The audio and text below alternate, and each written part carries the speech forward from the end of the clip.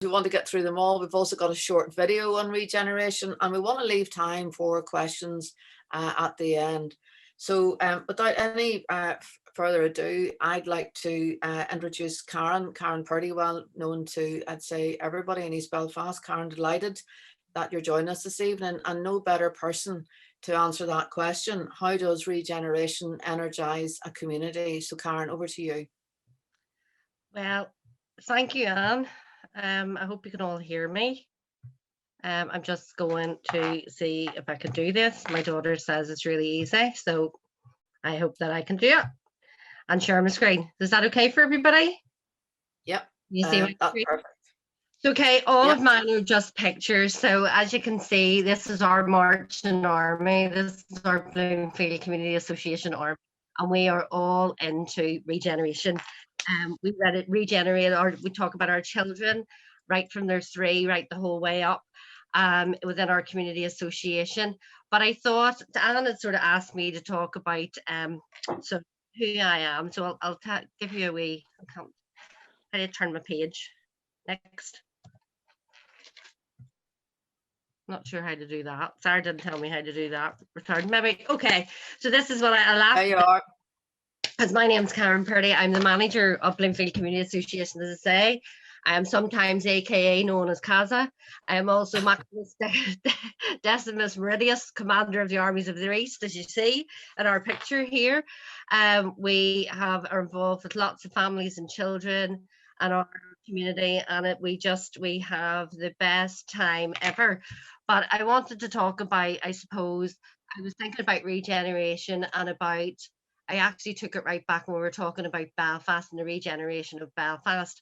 So I was thinking back to the way Belfast and the city centre was when I was young, and I was thinking, we were talking about this last night in the centre here, and literally when you were young, you didn't go into town because town was just too dangerous, and it was a place you definitely wouldn't go. But I had this wonderful auntie who was my Auntie Norma, who I'll just show you. My Auntie Norma was born in 1944 here in Belfast, and she was a bit of an adventurer, and she went off to Australia. So when she came back from Australia, she was all, what is going on with you all? We're getting into town. And my mum and dad were horrified and said, oh my goodness me, you couldn't possibly go into town. You get lost or you don't know where you're going. And she used to trail us into town, and we went into town, and she actually used to say to us, you'll never get lost if you look up. Look up at the buildings, look up at the landmarks, look up at the sky. You will find your way if you look. And I always thought that was an amazing, and I always tell our young people to do that. Look up and you will find something. And it actually encouraged me then to, I suppose, look at buildings and be very curious about buildings and what they look like and the structure of them. And you know, there were some amazing buildings inside Belfast. And so, you know, that all existed, but we didn't live in that world. We lived in East Belfast. But in 1997, I actually got a job in the Northern Bank of Finance in Adelaide Street, would you believe it or not? And so I worked every day in town. So I had the pleasure of being in town every day, and I loved it. I loved going to city centre, loved going into City Hall to have my lunch and just look at all the wonderful buildings. But at that time, 1998, don't forget, the Good Friday Agreement was signed. And so this massive, oh my goodness, boom of building happened. And I always remember my dad took me into town every day. I'm going over the Albert Bridge, and these apartment blocks started to be built. And my fascination with them was who's going to live in them? Like it's a lagging, it was stinking now. The lagging weir had been built, and so the water was getting definitely better. But I just sort of thought to myself, my goodness me, who would live in them? And I always remember going across one day and people started moving into them. And there was this full life-size cardboard cutout of Elvis in one of their windows. And I just thought, that's amazing. I just loved that. I was like, oh, wouldn't you just love being in there looking out?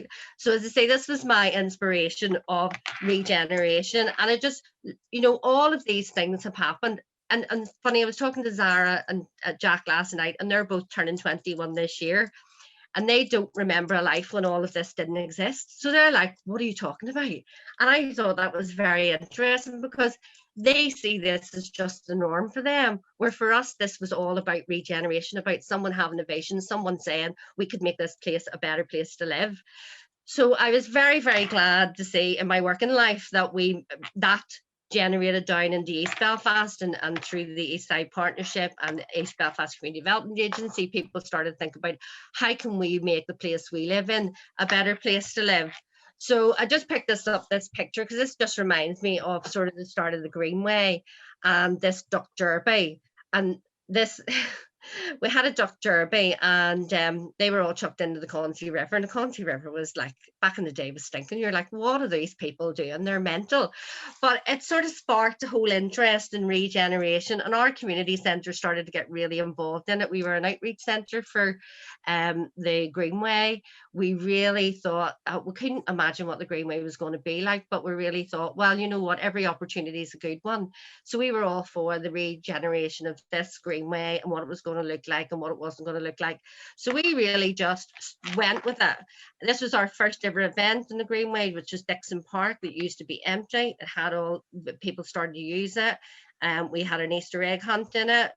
As we adopted the spot in the Hollow, which is a Live Here, Love Here campaign. Back before anybody else ever adopted the spot, we adopted the Hollow, which is Van Morrisons Hollow, and we very proudly look after that.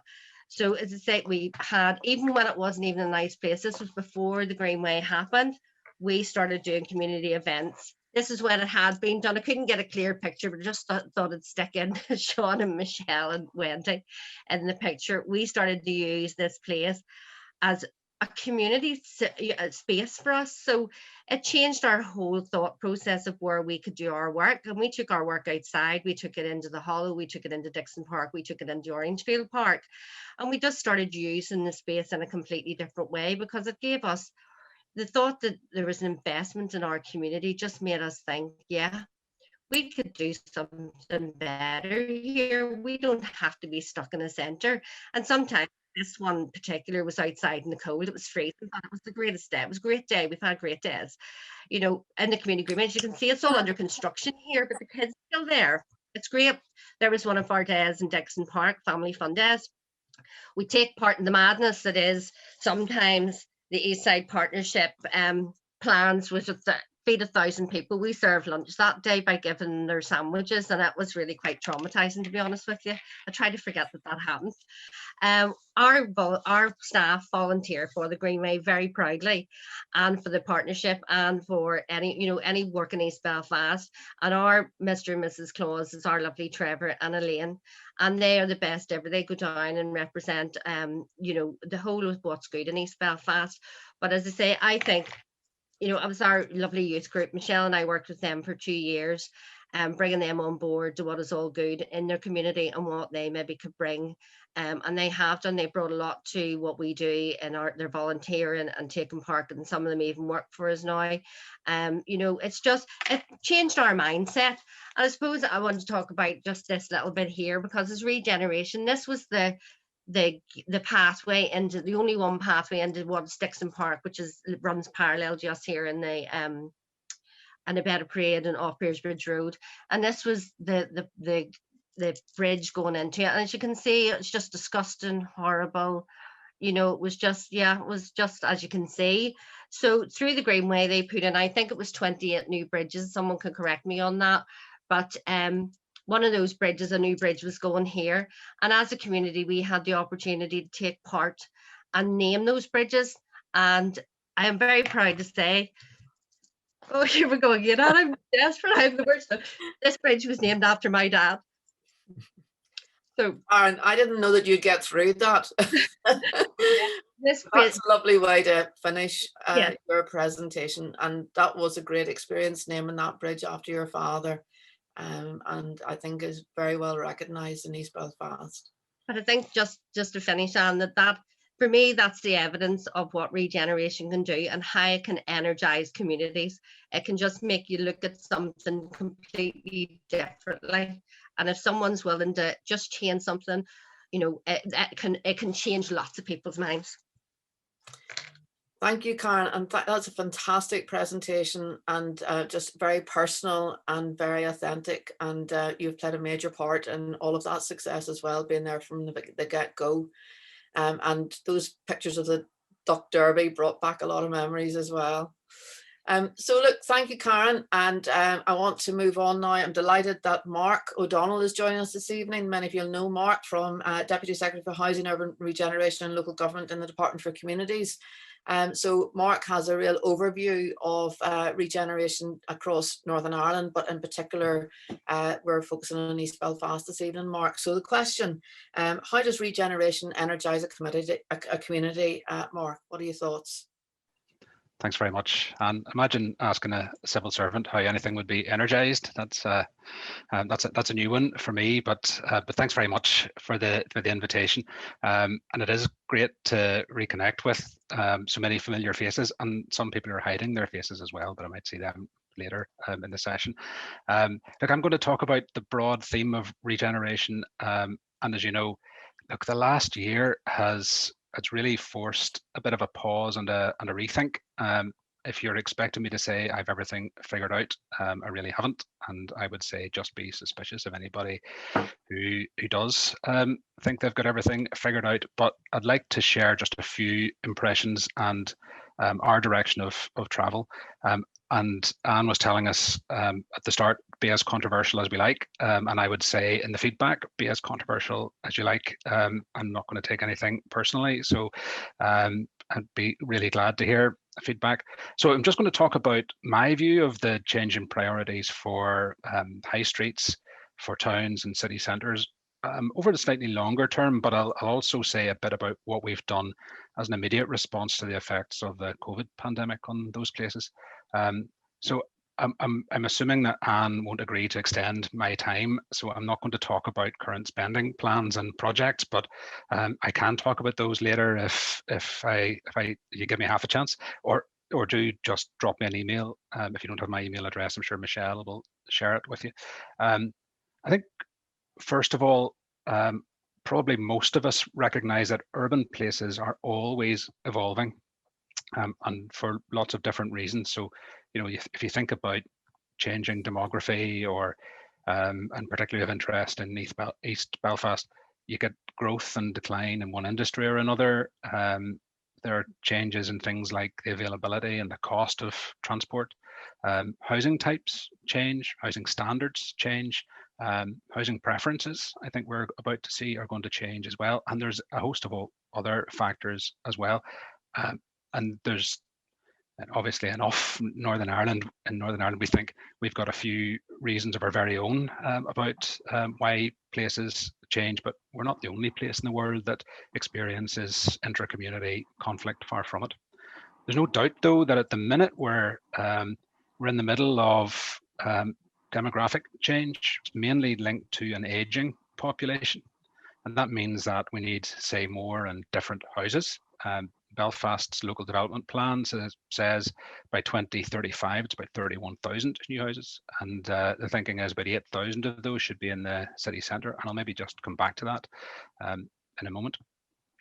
But about COVID, I think it's really hard to think of anything that's had quite such an influence on places like town and city centres, certainly in terms of the extent and even more so the speed of that effect. There's some economists, some that are advising the department, they're saying, look, there's going to be a bounce back in some sectors. So they're saying things like the hospitality sector, it responds to what I would call a basic human need for interaction with other people. But some sectors, I think, will probably have just seen a step change. So, you know, a major acceleration in the process of change that was already underway. And retailing is the classic example of that. I think some forms of retail have almost certainly seen a step change and there's no going back. Personally, I think there might be a similar shift in the need for office space in town and city centres. So in terms of how we've tried to energise those places over the last year, we've taken some fairly immediate action. We've delivered revitalisation funding to enable councils to invest in straightforward things like the hardware that they need for safe use of towns and villages. So, you know, places to sanitize your hands, wayfinding, and, you know, organising queuing and straightforward stuff like that. In Belfast in particular, DFC still owns a lot of civic space in Belfast city centre, so we've made the use of those spaces free of charge for any businesses that want to spill out onto it. And I think actually most people expect that outdoor settings for hospitality in particular will continue to be important beyond the pandemic. I think that's again a taste that has shifted, and probably a good thing if it has. And we've also provided some funding to Visit Belfast just to enable them to prepare for the lifting of restrictions and attract more visitors into Belfast and into the region generally, actually. You know, this year international travel is going to be greatly restricted. I think the inclination to travel is going to be greatly restricted as well. And staycations might be the only show in town this summer. And I realise how daft it is for me to try and preach to an EastSide audience about tourism, because EastSide has always been well ahead of the game in that respect. We're also progressing some city centre public realm and connectivity projects together with Belfast City Council colleagues, including Cathy and DFI. But over the slightly longer term, I have to say it always strikes me that the best way that we can sustain urban places is to make sure that they're places where people want to live, and then make sure that they have access to the type of housing that will enable them to live there.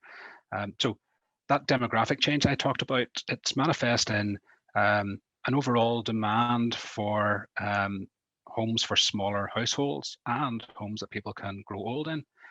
Right? Clearly, we need to live more sustainably, and that says something about the way that we build those places, maybe converting non-residential buildings, and certainly says a lot about how we live in them. Certainly, we want to see, in the department, we want to see cohesive and mixed communities develop, by which we mean different tenures side by side. So that means social, private rented, and owner occupied. They need to be mixed in neighbourhoods so that they have access to other amenities and services. And that reduces the need to travel. It reduces the need to rely on fossil fuels, and it sustains local services and shops and businesses. If we have our way, we'd like to see that housing be tenure blind, and if there's social housing in there, when there's social housing in there, it should be pepper potted throughout the developments, and that avoids a lot of the issues that come along with social housing sometimes. And I think we're really well behind other countries in that regard. All of this, by the way, aligns, I think, very well with Belfast's local development plan aspirations. So we're actually taking forward work at the minute to take advantage of Belfast's local development plan, increase the housing options for residents, and reduce housing stress and homelessness in the city.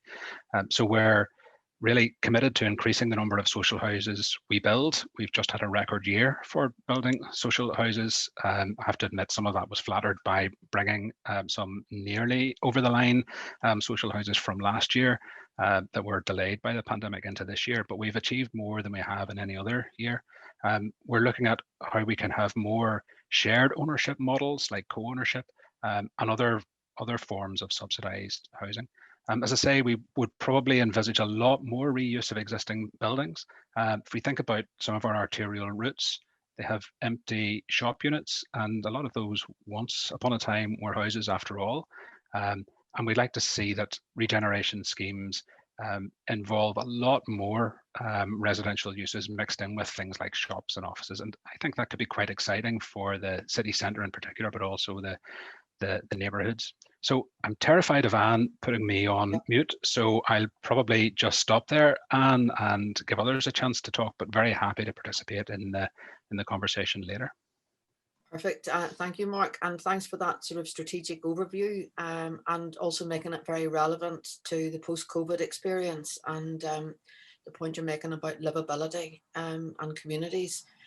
It's a very natural then move from what you've been talking about to Agustina, Dr. Agustina Martire from Queen's University. And Agustina, we're interested in what you have to say from an academic and research point of view, as well as from your own experience. So over to you. Absolutely. Can you all see my slide? Public space and regeneration? Yeah. Yes. Right. Thank you very much, Anne, and thank you to the group for the invitation. It's exciting to be in these conversations, and it was great to hear Mark just saying all the right things just there. And actually, well, I'm a senior lecturer in architecture at Queen's, but I'm also vice chair of Save CQ, Save the Cathedral Quarter. I also run the Street Space project, and currently I'm working with a team in the housing division for coming up with a series of precedents that speak about ways of dealing with mixed tenure, mixed use, and public participation. So that triad is a very complicated thing. But anyway, some of those things I'm going to talk about now, but today I'm particularly going to talk about public space because it's one of the things that kind of brings all of these things together. So it's not just about the housing itself or about the shops or about the offices, but public space as the place where all these things meet in the thresholds. So I'm gonna kind of ask a question, but I'm gonna answer it because we have very short time. And what is public space? And the normal definition would be a social space that is open and accessible to all, regardless of gender, race, ethnicity, age, or socioeconomic level. And it's devised by top-down structures of power. So in a way, what the Department for Communities of Belfast City Council do in terms of providing spaces for the public, or bottom-up. And this is where community groups come in and they help shape those spaces. But then there's a question about that, which is something that is a bit more contentious and there's a little bit of tension here, which is public space something that's open to all, a fundamentally political space with all the disorder and frustration that comes with such pluralism? And this is a picture of the Black Lives Matter. I'm not trying to be contentious. Or is it a planned space, something ordered and safe, in which citizens are considered legitimate by the state, should feel comfortable to enjoy the public benefits of the city? I think it's both. And this is where our conversations kind of take place. And then it's important to understand public space also as a place. A place equals space plus meaning. Individuals and groups make places relevant and meaningful through their actions and ideas. But how different are these meanings of places for different people? Different people will have different ideas. People of different age, gender, class, ability, cultural preference will have different ideas of what a place or a good place is. So having said that, speaking about public space, place, and regeneration, who is regeneration for? Who is the public? And how do we engage with the public to provide inclusive and accessible public spaces? So there's a lot of literature, and this is something we discuss with students for in my teaching, about who are these places for? And some writers talk about users, others talk about social groups. Many of them talk about people like Jan Gehl or other urban designers. But what we're trying to do in the project, and this is where Street Space comes in, I've been running this project for about 8 years now. And it's about mixing urban morphology, which is understanding the form of the city and the way things are built, with graphic anthropology, which is a way of drawing the experiences of people in maps and drawings. And this is to understand streets that are under threat by roads and redevelopment. We work in collaboration with the Department for Communities, Infrastructure, Belfast City Council, Sailortown Regeneration, Save CQ, Ulster Heritage, and many other organizations that make these links between government, non-government, the public, and academia. And we do this through design studios, workshops, and different kinds of activities that are part of the project. So we have been looking now for years at how, in a way, in terms of the history of Belfast, how streets were turned into roads since the 1960s, from walkable, inclusive, community-laden, permeable and dense places to motorized, anonymous, divided, fragmented and sprawled. And we also look at how the commercial development of Belfast, and especially the city centre, has gone from a plot-based, diverse, eclectic and local to block-based, global, neoliberal and privatized. And this is particularly the case of the proposal of 2017 for the Cathedral Quarter that has been transformed, but still approved by Belfast City Council. So what we do is we look at streets, we look at people, we look at places, and we look at people in a way that the people are not just generic. They're part of the everyday, and they each have their own way of understanding and communicating the place that they live in. Then we have different ways of mapping that. For example, this is the map of the different uses of the ground floors. And if you see the top one, and this was done in 2017, but it's still quite accurate. Top ones are surface car parks. Then we have franchise commercial. And then the little purple one there is cultural venues. So you can see the different proportion. And we were comparing this at that stage with Naples, which has a completely different layout of this thing. And then we have, I'm just going to go through ways that we have drawn these understandings of those spaces. These are thresholds on North Street. Just got 1 minute, Agustina. Yeah, 1 minute. That's fine.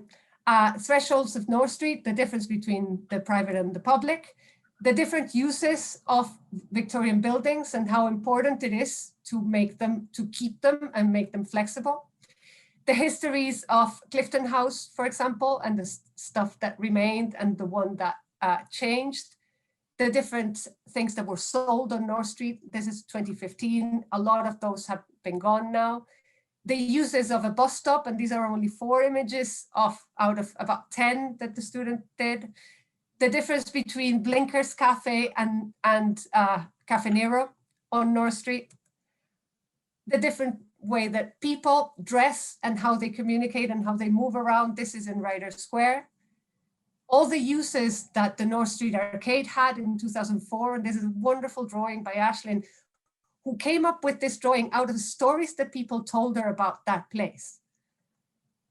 Different ways that people experienced the prison and the hospital on Clifton Street. The blocks of Sailortown and the stories of Billy McElroy reflected in those blocks. The stories of Gallagher's and the women that worked in Gallagher's.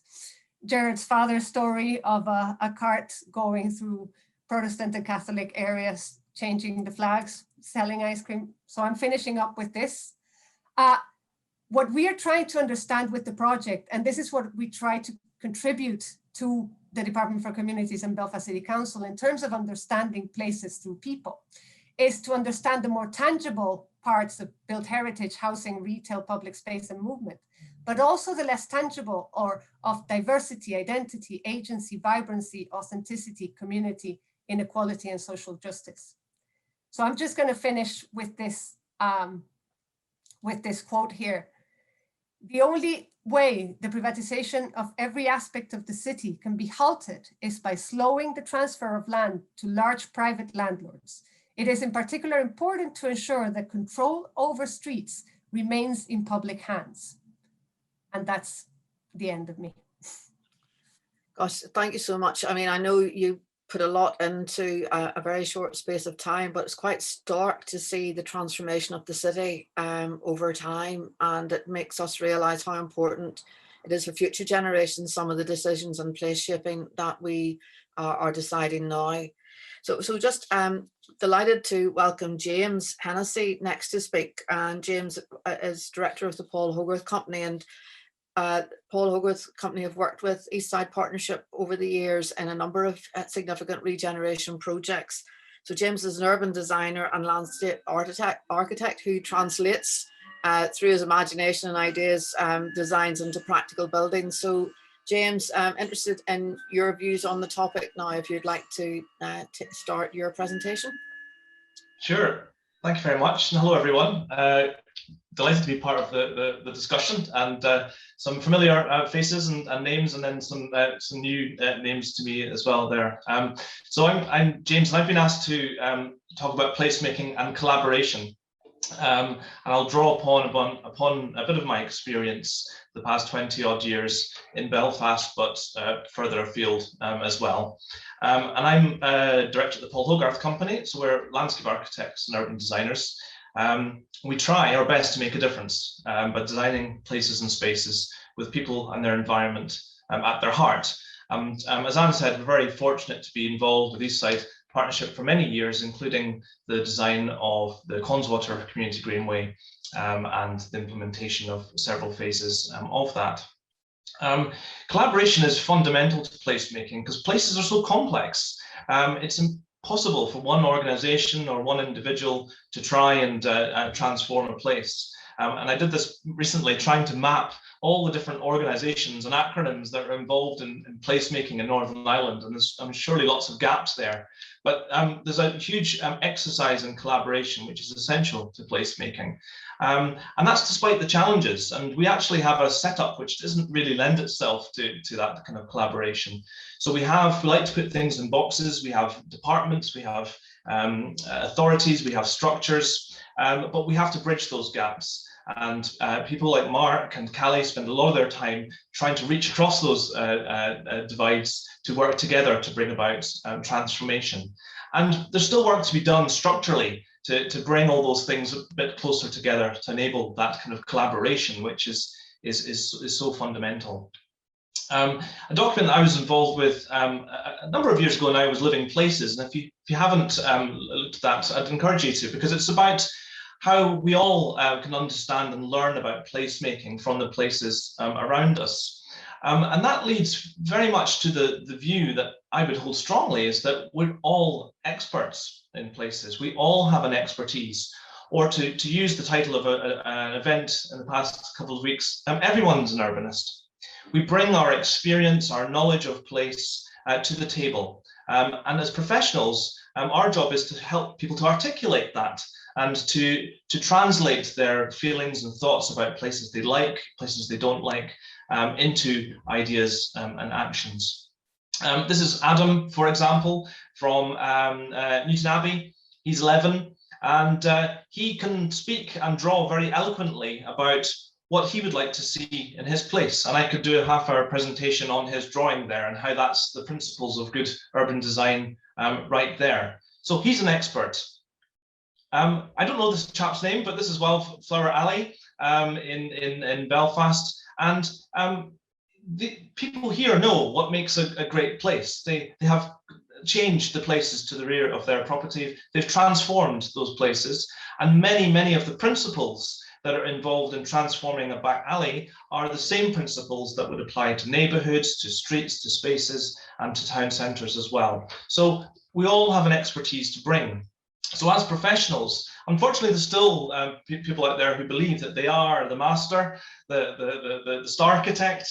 They have a blank canvas and they will tell us how it's done. But really, our role is to facilitate and to support and really to serve the neighbourhoods and communities to get the right solutions, the lasting solutions for places.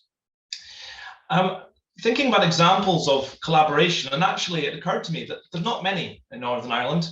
A lot of what you see would fall into the first two categories of information giving or consultation. And they're both very important exercises and they need to be done very well, but that's quite different to collaboration. And actually finding good examples of real successful collaboration, particularly with communities and residents, is actually quite hard to find. So why is it important to collaborate? Well, it's about inclusion and giving local people their voice about their place. And it's interesting, we don't have formal structures, for example, like community councils or parish councils that you might have in Scotland or England. But it's essential that local people are given an opportunity to be involved. It's also about drawing on that expertise and making sure we have that local fit. We'd be crazy not to avail of the expertise that local people have about their places. I'm not an expert about your place, you are. So we have to work together on that. It's also about that idea of ownership and pride in your place. And that's something that's really growing and is so important, but there are always challenges and there's always negative elements and difficulties that we have about the places we live. But that relationship we have with it is so important. And then, of course, it's about building capacity so that places can sustain change and bring about their change and initiate their change. And I thought Karen's presentation was fantastic, because you can see that really happening, so that local people are making a difference and bringing about change on their doorstep. So examples of collaboration, well, it's kind of ironic because I spend most of my time telling other people about Connswater Community Greenway and what a great project that is because of that collaboration. And it's interesting, also Karen said about younger people, perhaps, well, it's always been like this. And good places, good interventions in places should feel like they've been like that all along. But of course, there's a whole story and a whole collaboration that many of you involved in this event have been involved with yourselves to get to that point. And overcoming those barriers and collaborating between groups. But the thing that's really special about the Connswater is long after it's been built, it's still alive and breathing and growing and maturing, and there's still that strong relationship with those that live along its length. Other examples of collaboration from my experience, well, as I say, there's not an awful lot to put your finger on, but here's one. This is Rossmore Forest Park, which is in Monaghan. And it's a gorgeous forest on the edge of Monaghan town, but had really very few facilities there, and very little to sort of draw people there. But we were able to facilitate a process which helped people to articulate their feelings, their passion for their forest, but also their ideas about how they can make a difference. And some of the key ingredients were there. We worked to a local steering group, which, yes, involved the council, but also involved residents and other groups. We went on a journey together to learn about that place and to find interventions. It resulted in a clarity of vision and actions.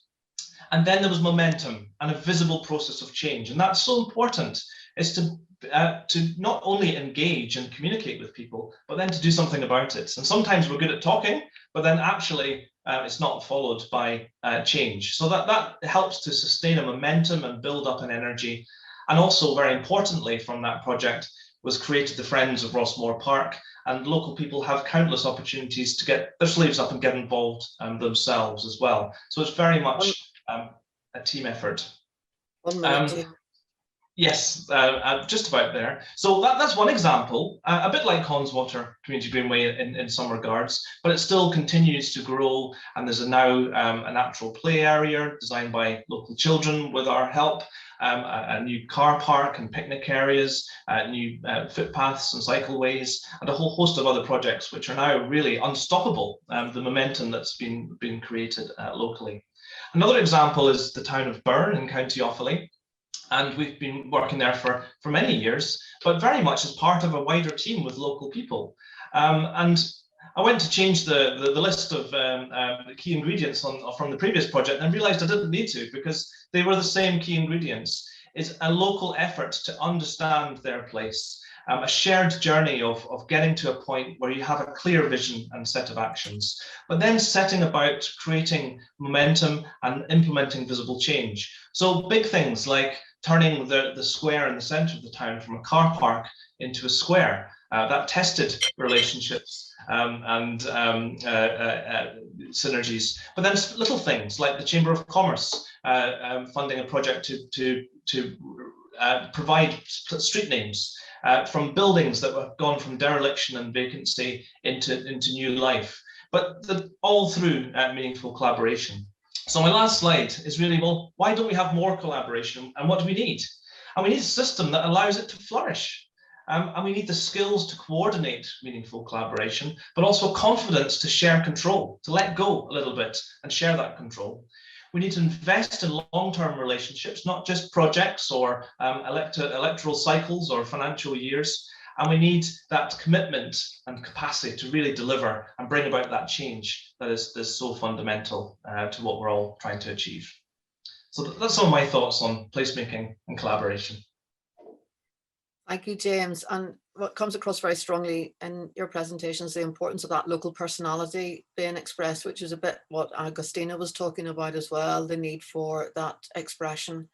So when we do these webinars, we try and get a mix, and we've got a really good mix this evening, because we started with Karen, who gives a community perspective, We had Mark give a policy perspective, Agustina gives an academic perspective, James gives us a design perspective, and now Belfast City Council are key partners and key players in all of this. So delighted that Cathy Persick from the City Regeneration Development will take us through some of the thinking for the Regeneration City Centre. So Cathy, over to you, and your timing starts now, I'm afraid.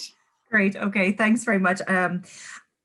So it is good to see familiar faces, and also it struck me as I was listening to all of my colleague presenters here, how much we have in common and how much actually we work together. So just to start us off here, I'm just going to set the strategic scene, because actually the strategic direction for council is our springboard for what we do. And so this sets the framework for our work.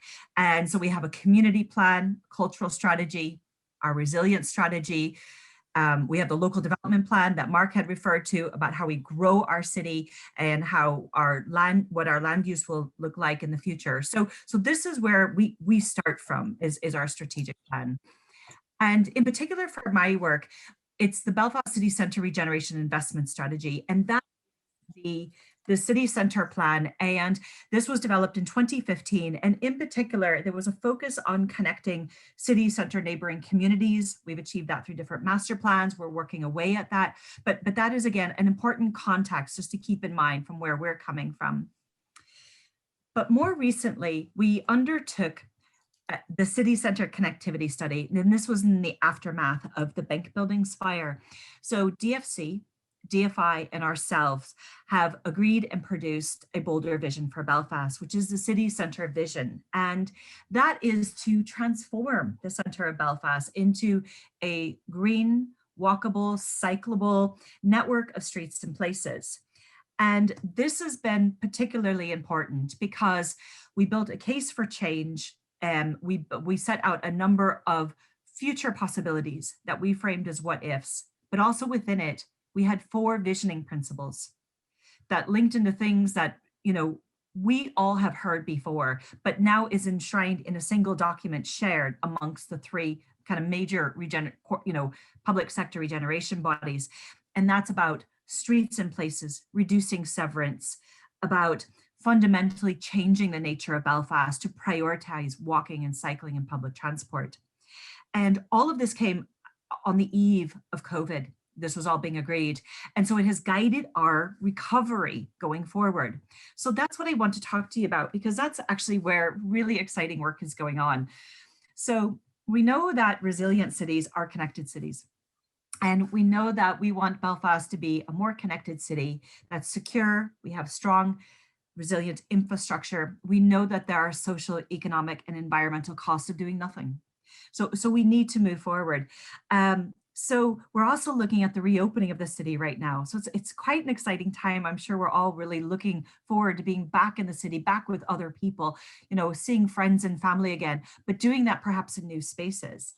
And so we don't have all the powers we need to do. So it goes to some of the points that have already been raised tonight, is that we really need to collaborate, and we need to look at how we work in partnership to unlock the city a bit, unlock assets. So in this example of how we're starting to move forward and do things differently, it's very near and dear to me. In the aftermath of the bank buildings fire, I had put in a children's pop-up park in front of there, and it was removed to reopen the road. But what we decided to do as council, because there was such an outcry from it, is use our land and quickly bring forward a 2-year meanwhile project in Cathedral Gardens. And so this is a space that has different types of spaces within it for different users. And we can talk about engagement on this afterwards. I'm happy to go through that. Family-friendly space, and it's a multifunctional space. And through the design of this, and through actually the items that exist within it, there is an invitation to different users. So we're really excited by this. And James, we are thrilled to be in the new designing places for children, but we were starstruck when we landed in the LA Times for best COVID responses. So we're really pleased that there's good recognition of the different types of things we're doing. We also are looking at projects for our entries and lanes, and this is all about our history, our built environment, and our entries in the city are just, they have untold stories that can unfold through those. And so our entries are the connective tissue. They are about accessibility in the city center. And so we're taking forward a program to create more vibrant, safe, interesting spaces that you want to just walk down. And this is improving wayfinding. We're working with creative consultancies to do this, and we're kind of reactivating these spaces for the present. So even places maybe we all probably know Pottinger's entry, but what about Wilson's Court? Or what about Crown entry? You know, so we're really bringing forward new types of connectivity in the city center. And again, this is a partnership project, and I loved being a part of it. And this was led by Belfast Buildings Trust, who pulled together a number of us from Queens, from DFI, from here, from businesses, from design teams, engaged with the public. We all came together and we got over hurdles and we went through red tape and we put in the Ormo Parklet. And I think it's a great approach to local placemaking, and it's about spaces for people. And it's about how businesses are also diversifying. So it's such an exciting new project, and we're doing more of these type of things. So right here we are. So we worked funded by DFC.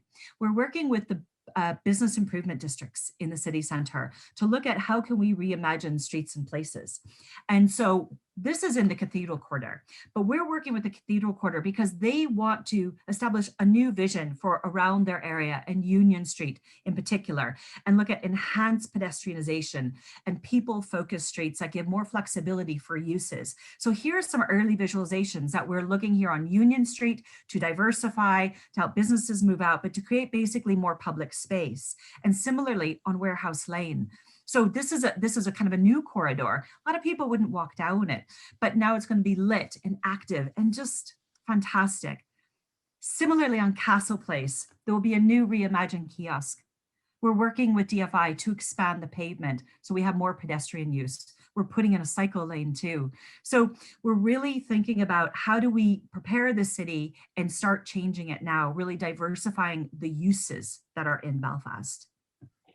And similarly, in the Linen Quarter bid area, the plans for a new public space on Brunswick Street was agreed at planning on Tuesday night. So we're really thrilled with that. But again, this is an example of how working in collaboration, we can bring forward new interventions.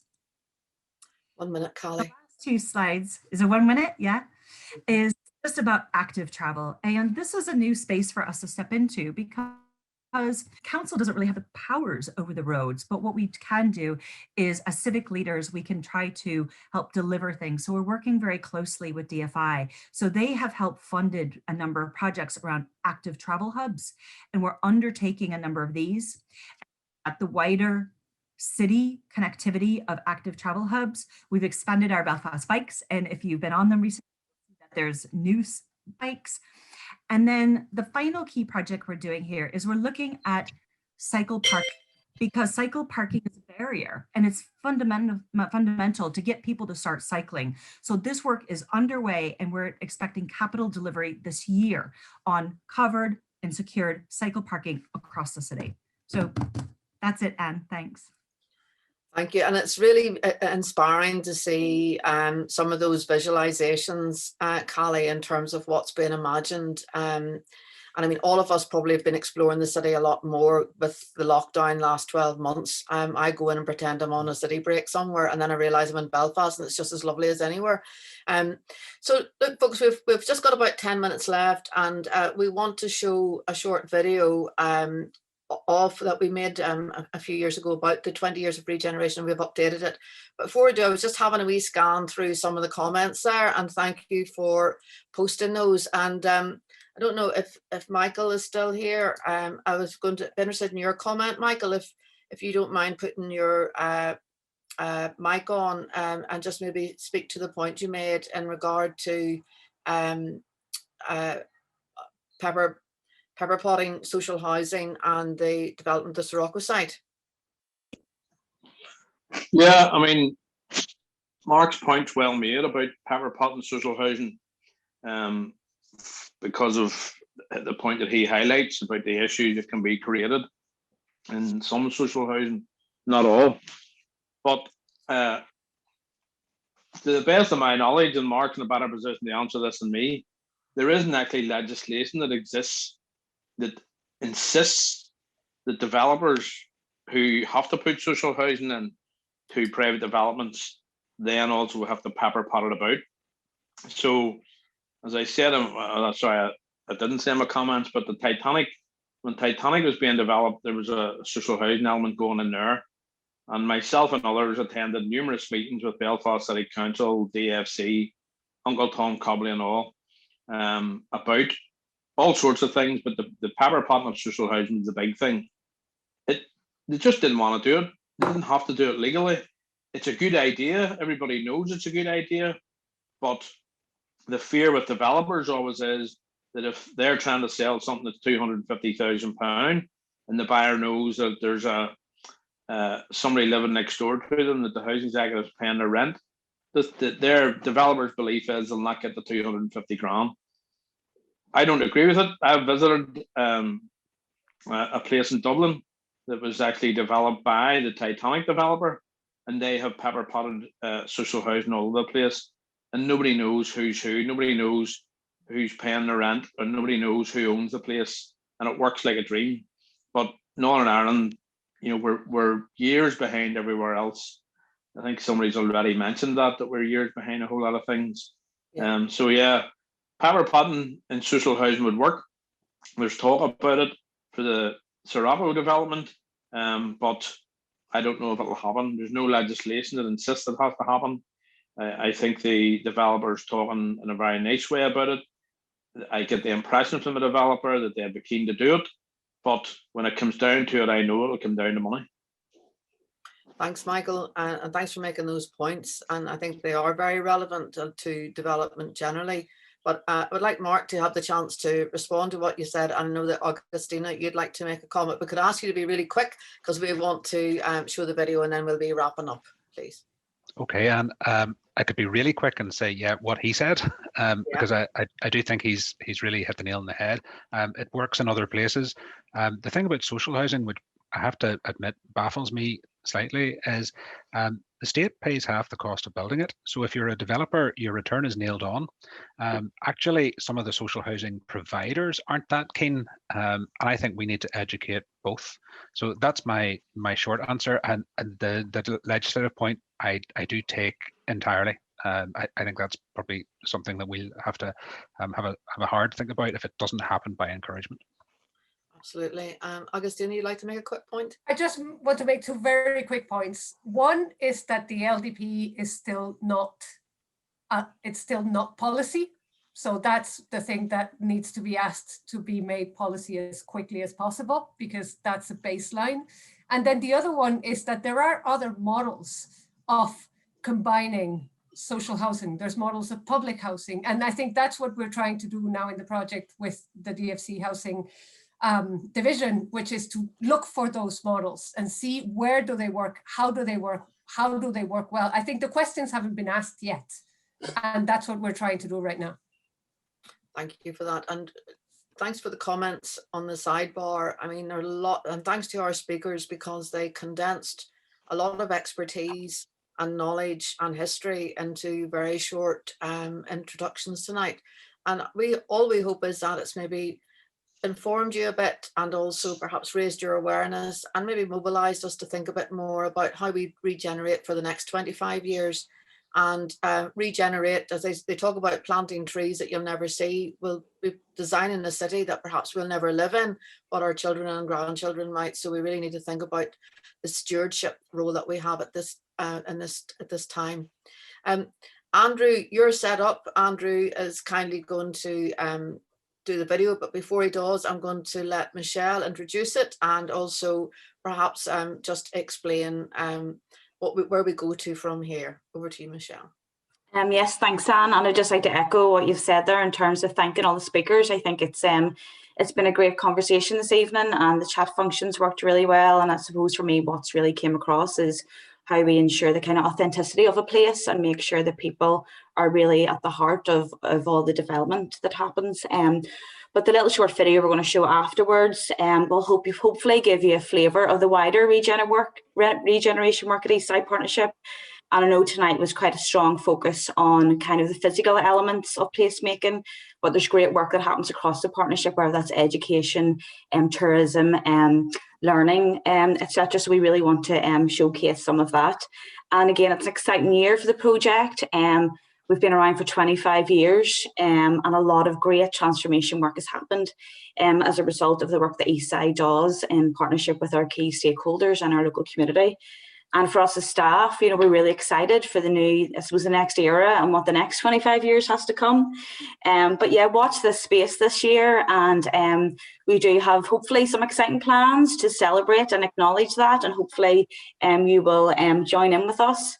And I suppose just the next step for our webinar series. We have a student from Queen's called Barclay, who's here this evening, and Barclay has a really lovely task of capturing all the content, and he's going to work with us and put that together into a report and a paper, to which we will launch that in autumn time. But hopefully it will inform our strategy moving forward. But we also want to underpin that with a kind of a community engagement strategy too, around how do we go out to local communities and have these conversations around green issues, because as Anne said at the start, for us, these are the issues that most impact the community in which we're working, and we want to continue to make sure that Connswater Community Greenway and the work at EastSide makes a real difference to the lives of local people in the area. So, Andrew, go for it. No worries.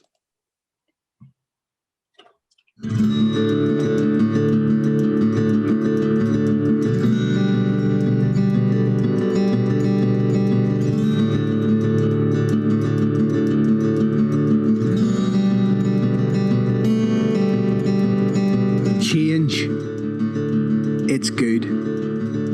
It happens gradually. Sometimes we even take it for granted. But it can be hard. Because making a community takes time. It takes partnership. It's only when you stop and look, you see how much has changed. But some things never change. The colour of the light, the spirit of the people. We regenerate. We celebrate. We help.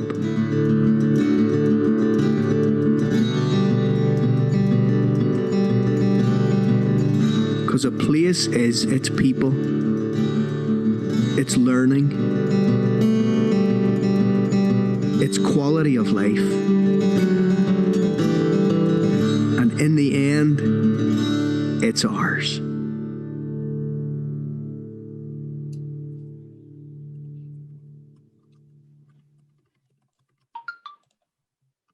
Well, I think that's a very fitting way to end this evening. I feel like welling up now, Karen. I'll be finishing in tears. But anyway, listen, folks, thank you all. Thanks so much for joining us this evening. I hope you have something useful to take away. Mark's kindly offered his email address, so Michael, you might want to follow up on that.